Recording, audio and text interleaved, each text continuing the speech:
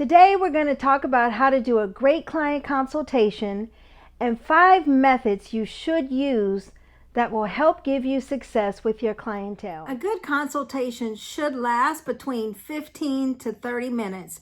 And really you want to schedule it at least 2 days prior to the service that you plan on offering the client. All right, the first step is to ask and analyze. What are we asking? We're asking the client what he or she wants done with their hair, whether it's a haircut, a style, or some type of color, or even some type of perm. We're asking this.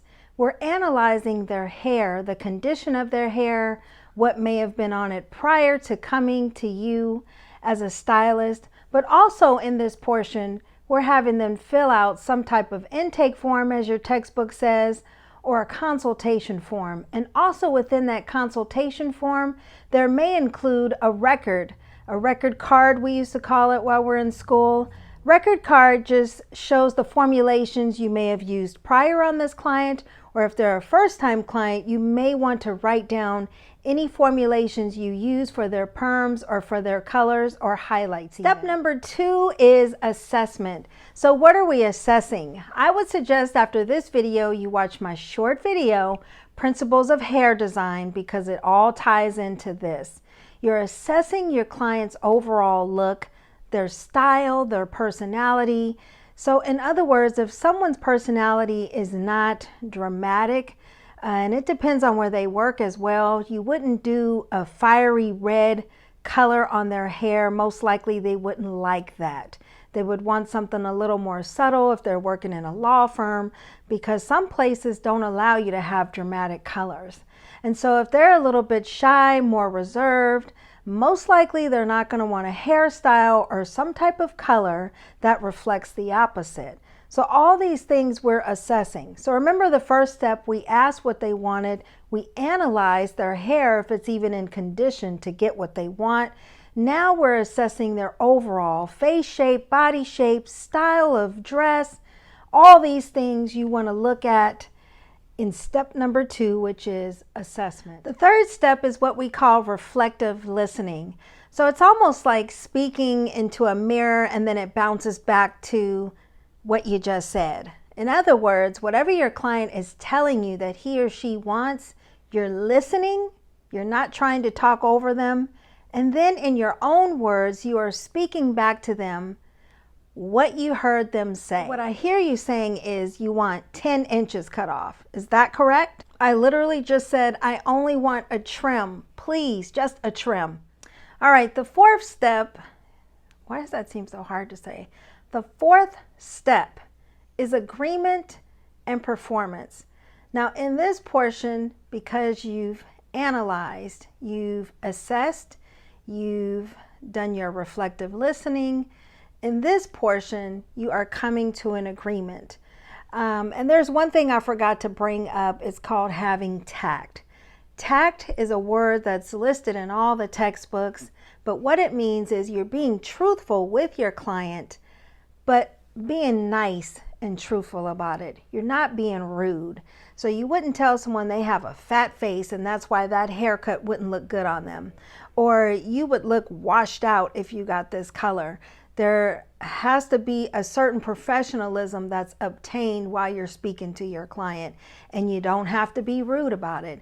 So you also have to educate your clients when they come in, and let's say they have really fine hair, but they want this voluptuous full hairstyle. You have to be honest and truthful and let them know, well, this may entail you receiving an extension service, that we have to add in some extensions so that you have the added fullness to get this style. So all this is coming into the agreement. Or they may need more conditioning treatments. If they want to get highlights, it's getting close to summertime. So if they're wanting to go lighter and they're at a level 4 or darker and their hair is, really dry from the prior year when they lighten their hair and then they just put black on their hair. And so all these elements play into whether or not we can do this and we come to an agreement. And then you're performing the service that you and your client have agreed upon. But they must be clear on what you're about to do And you must be clear on what they want from you, but you've educated them on the realistic side on what you can actually do for them. So in other words, when they come in a black and they want to be a platinum blonde, they already know this is going to be a more than a one treatment, that they're going to have to come into you more than once, and that the first time around their hair is most likely going to be at a copper stage. It's not going to be platinum the first try. So that's your agreement and that's your performance. All right, the last step, but not the least one by far, is rebooking. Now, what's included in the rebooking portion is you're not just walking them up to the front desk, but you are giving them an at-home care regimen. So that means throughout this service, whatever products you were using on them, hopefully you were educating them on how to use these products, and you were letting them know that these are products that they need while they're at home, especially if you're doing expensive color services or highlighting services. There's no way you want your client to just walk out of that salon, go to the nearest drugstore, buy shampoos and conditioners.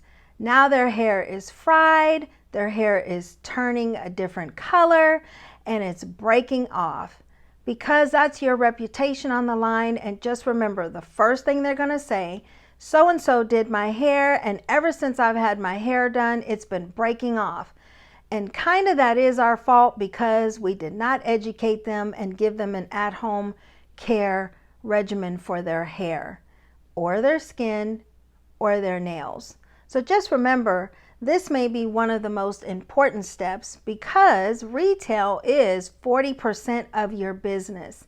And remember, anybody can get a client to sit in their chair, but can you retain them? And always remember this, just because a client has been coming to you for years doesn't mean they're always going to stay with you. So you always want to give them that same appreciation that you gave them the first day they sat in your chair. And that's all I have for you today, guys. God bless you all, and thank you so much for your support. I appreciate you. Bye.